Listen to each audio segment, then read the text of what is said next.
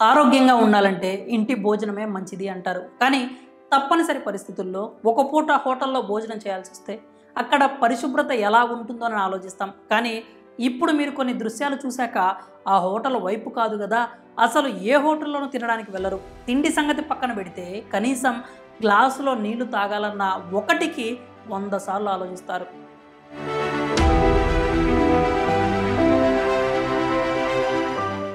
హైదరాబాద్ యూసఫ్గూడలోని ఓ hotel యాజమాన్యం నిర్లక్ష్యం పరాకాష్ఠకు చేరింది. అక్కడి శ్రీకృష్ణ ఉడిపి హోటల్లో డ్రైనేజీ నీళ్లతోనే ప్లేట్లు, గిన్నెలు, టీ గ్లాసులు కడుగుతున్నారు. పైపుల్లో డ్రైనేజీ నీళ్లు కలుస్తున్నప్పటికీ ఆ నీళ్లను అలాగే ఉపయోగిస్తూ ఉన్నారు. డ్రైనేజీ కలుస్తున్న నీళ్లతో గిన్నెలు, వంట సామాగ్రి కడుగుతున్న దృశ్యాలు సోషల్ మీడియాలో వైరల్గా మారాయి.